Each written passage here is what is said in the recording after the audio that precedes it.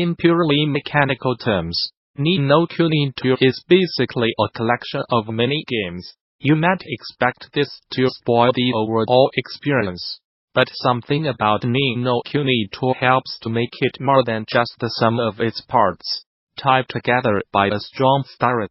This collection of mini-games becomes a masterpiece which overcomes the limitations of genre. You play Ni no Kuni 2 as the deposed prince of Dong Dell, Pettiwhisker Tildrum, founding a kingdom called Evermore. You start by ruling a ragtag band of brigands and pirates, but ultimately bring peace to the world by uniting the realms of Goldpaw Hydropolis Broadleaf and your native Dong Dell under a constitution called the Declaration of Interdependence. You may want to look that one over again, because you probably did not read it right.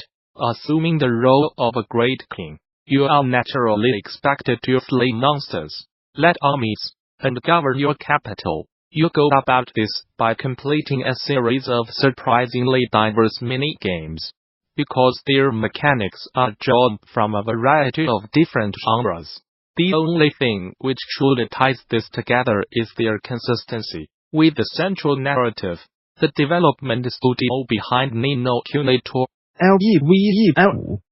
borrowed mechanics from the fighting, real-time strategy, and management genres to create these mini-games, firmly couched in their fantasy setting. Each mini-game helps to create an overall experience which defies the typical categories of game design. You assume the role of a deposed prince. The combat system is clearly inspired by the fighting genre, taking place within a strictly defined space. Combat basically consists of an isolated round-on match in which your party squares off against a variety of possible opponents. In terms of tactics, you have both melee and ranged options.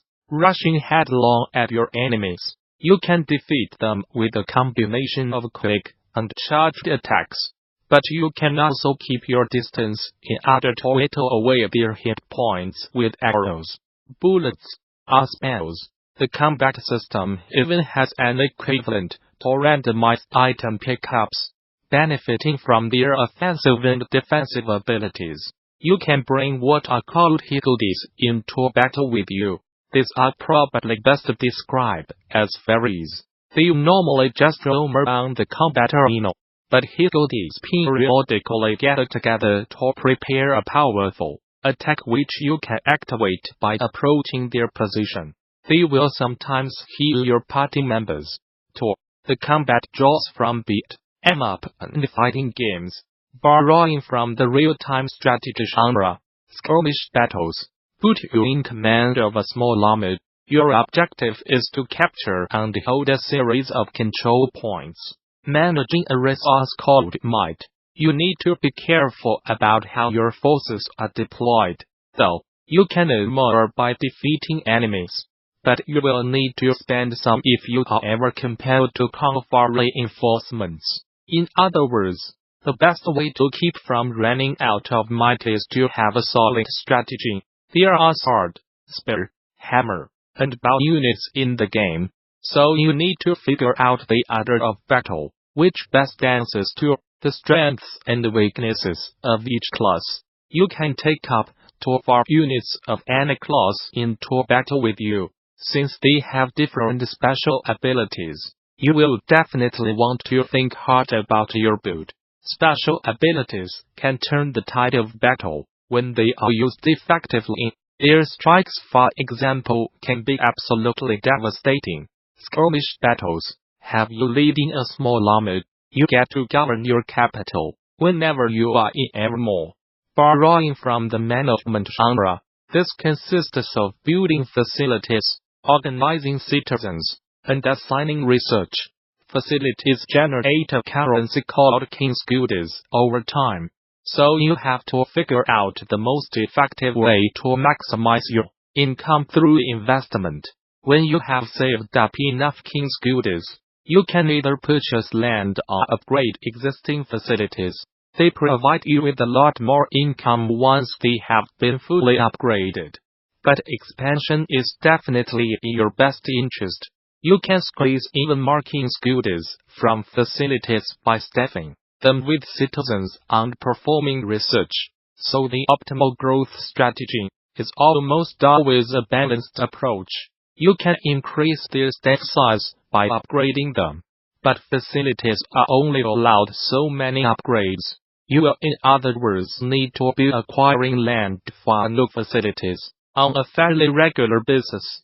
Your citizens are only good for much when they are working. You have to manage your capital whenever you are not adventuring.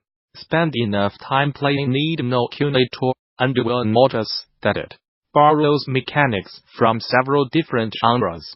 While it definitely draws from role-playing games, puzzlers, and even a bit from platformers, didn Kuni leans most heavily on the fighting, real-time strategy, and management genres.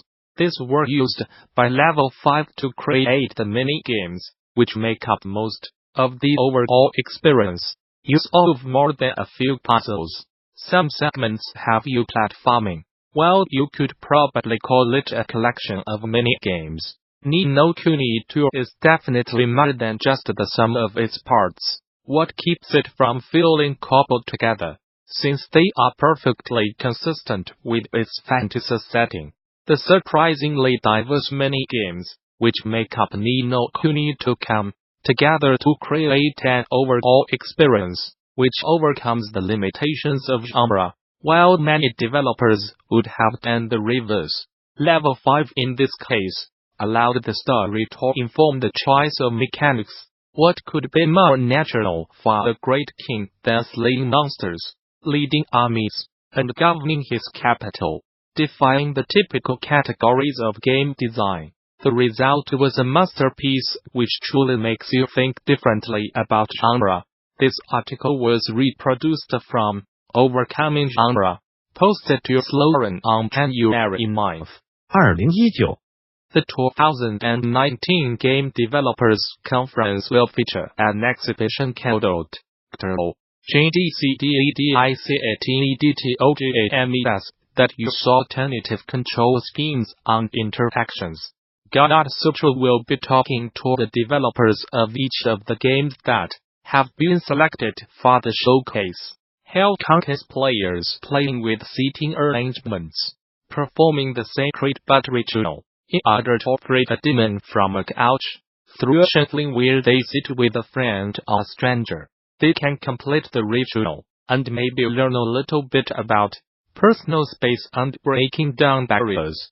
Gamasutra spoke with Mertz and Francesca Carletto-Leon about the challenges of turning a couch into an input device, how they look to bring a little silliness out of strangers, and how they designed their game to look into feelings of comfort around strangers and the deep thoughts we often put into where we sit down in public. With Mertz and Francesca Carletto-Leon, we collaborated on everything for HELLCOUCH, including game design, software development, hardware fabrication, and audio design. HELLCOUCH is the first ever couch cooperative game, where the couch is the controller. You have to team up with a friend or friends to perform the sacred but ritual to release a demon trapped inside of the couch. Players follow the demon's instructions, moving their butts from cushion to cushion, to successfully exercise the couch. Carol sat down one day and made a list of theme ideas that we could apply to couch-centric gameplay, and as soon as she wrote down the word HELLCOUCH, she decided that it was the design hill to die on.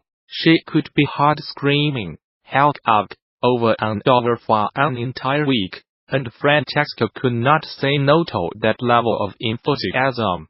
Our core design values going into the project were to make something cooperative that was fun to both play and watch, and that really embraced the couch as an input medium. We worked on the project under Bennett Foddy's advisement at the New Game Center, where he pointed us toward other projects that play with spatial negotiation. Copenhagen Game Collectives BUTTON and sitting as gameplay in Bogost's guru meditation. After reflecting on these projects and the ways that people interact with couches both in their own homes and in public spaces, we started thinking about simple interactions that could translate to fun gameplay. Sitting and negotiating space with friends and strangers is actually a really interesting design space. So we designed a simple game that makes people compromise on where, how, and when to sit. Turns out that when a bunch of folks are bouncing on a cheap couch,